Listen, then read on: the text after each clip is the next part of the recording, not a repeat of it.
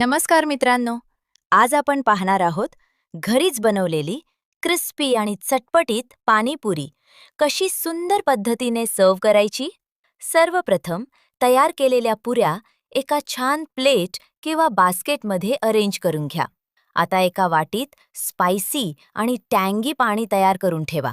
त्यानंतर फिलिंगसाठी उकडलेले बटाटे, बारीक चिरलेला कांदा, थोडं मीठ, लाल तिखट आणि चाट मसाला घालून मिक्स करून घ्या.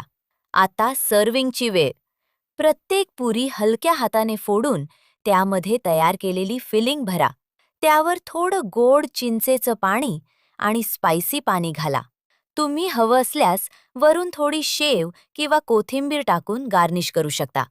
आता आपल्या गरमागरम आणि चटपटीत पाणीपुरी सर्व करायला तयार आहे. मित्रांनो, अशीच इझी आणि टेस्टी रेसिपीज पाहण्यासाठी माझ्या चॅनलला लाईक, शेअर आणि सबस्क्राईब करायला विसरू नका. धन्यवाद.